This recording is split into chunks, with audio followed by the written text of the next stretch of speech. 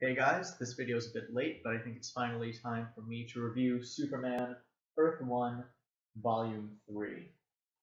Now, just to begin this review, kind of theme that this review will be talking about is that I think this book is what Man of Steel should have been.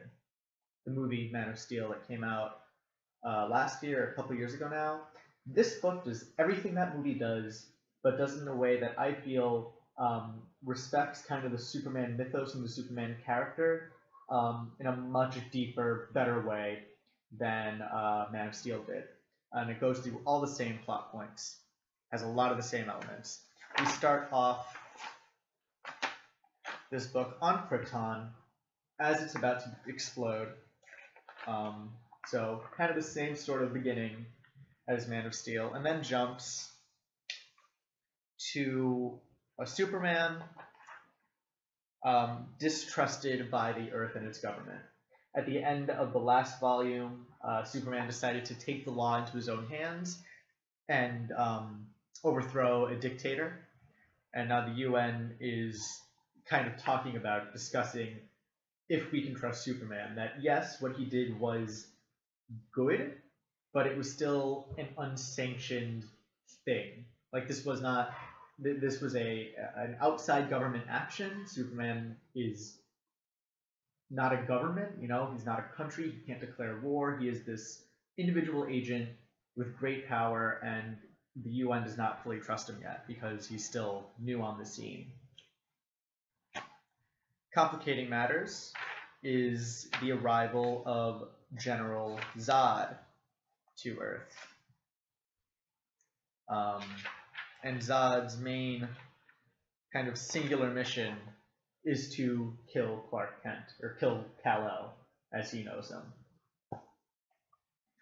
And as the story goes on, we delve in little into Superman's personal life as Clark Kent, building a relationship with his neighbor Lisa, and of course fighting, or getting to know, and then fighting General Zod while learning kind of about the history of Krypton and a couple secrets as to why it may have exploded. So yeah, again, a lot of the same elements as Man of Steel. It has the people not trusting Superman. It has Superman versus Zod. It has a younger Superman kind of coming to his own as someone who's not only capable of saving everybody, but also capable of holding back when it's not his responsibility. That he's not responsible for all of humanity making the right decision. He's just responsible for making sure that we survive long enough to make a decision at all.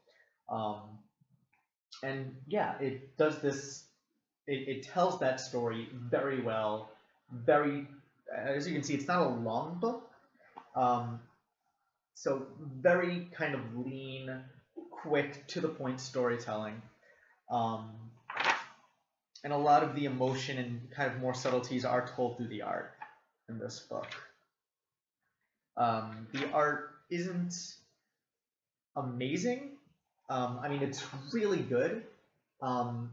There's a new artist on this book, Ardian Syed, or Syed. I don't know how you're supposed to pronounce this name. In my head, I've been reading it as Adnan Syed because serial. But anyway, the art is very good. I quite like it, but it's not amazing. It's not stylistically unique. It's very kind of house styled, very close to the best. Although, I mean, I just love this. I like the old Superman costume. I like seeing the red underwear after reading a lot of the New 52 stuff where his costume is different. So I do like that this book still uses that. And the facial expressions are very well done too, especially in the less action scenes where you just have people reacting to things happening a lot, like kind of in their own heads, or things that happen, like things they have to think about instead of react to so much. So yeah, very lean story. Things are shown very fast. There's not a lot of time for things to develop, but you don't need that much. It's still a very simple story at its heart. So it's not complex. Superman is distrusted. Zod comes to Earth. Zod fights Superman. Earth learns to trust Superman, or that's basically the story. And then you have Clark learning to open up, personally, open up his personal life, and make new friends, which he does. So, what does this do better than Man of Steel? Number one, Clark doesn't kill anybody. Clark explains multiple times throughout this book that he is here to save people. He's here to protect us. He is immensely powerful, but he's not here to guide us so much. He's here to, protect us from things that we cannot protect ourselves from. And even though, he makes us this mission, he's still naive. Like Man of Steel, he's still a young Superman. He's still a Superman who doesn't quite know how to use this great power. He knows what he wants to do with it, but he doesn't know how to convey that is his motive just yet. He's still rash. He's still not thinking everything through in terms of how will people react to this? Am I scaring people? And over the course of this book, he learns how to kind of gain favor and gain people's trust and their sympathy. We have, and that's the main thing, that we have a Superman who in this book does save people. He's talking with Lois Lane. Let me find the scene. He talks to Lois Lane, and in the middle of the talk, he hears a crane about to fall, and he saves people from it. This is still a character who we see their first priority is protecting people, not beating other people up. And then in the fight scene still takes place largely in Metropolis, as we see here, but we repeatedly try and see Clark move the fight out, and he's being kept in by Zod, he's being kept in by Lex Luthor, who's in this book, and is a very different character in Earth 1, as we see in this book. I'm not going to talk too much about it, because it's not incredibly important to the book, and I don't want to spoil everything.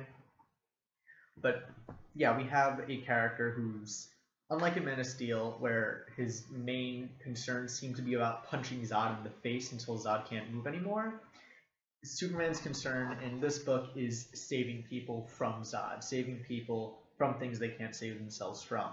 And we see him a lot more sympathetic because of that. Yes, he's making wrong decisions. Yes, he isn't quite the ideal Superman yet, but you can see this character becoming that Superman a lot easier than you can see the Superman in Man of Steel becoming that Superman. Now, as much as I do like this book, again, it is kind of thin. It's not incredible. I really like it, but it's not a story that we haven't seen before. And right now it is $23 in hardcover. If you do want a good Superman story, if you're kind of thirsty for a new one, I would wait until this is in paperback, pick it up for maybe $15 in paperback. If you really like the Earth one, though, if you like the Superman story, you just gotta have a new one, then you won't be too disappointed by this one. It's a really good book. It's just right now it's still a little too expensive, I think. But as soon as it drops in price, or if you don't care about price at all, then Superman Earth 1 Volume 3 is a great Superman book, and I heavily recommend it. And I wish it came out a few years earlier so they could just use this as the Man of Steel script instead of the one they eventually went with. And I just noticed, looking at the back of this book, that David Goyer actually wrote a review of the Superman Earth 1 series.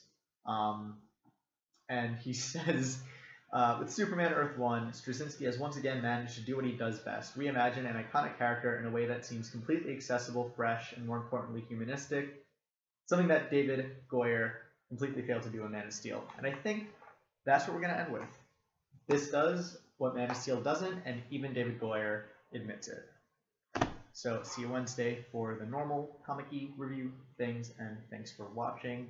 And again, if you have any anything you'd like me to review, I will try and pick it up. I'll try and review it if I can get my hands on it, and it's not, incredibly long or dense or expensive, or if it's like issue, 400 out of 1,000 and I have no context for it.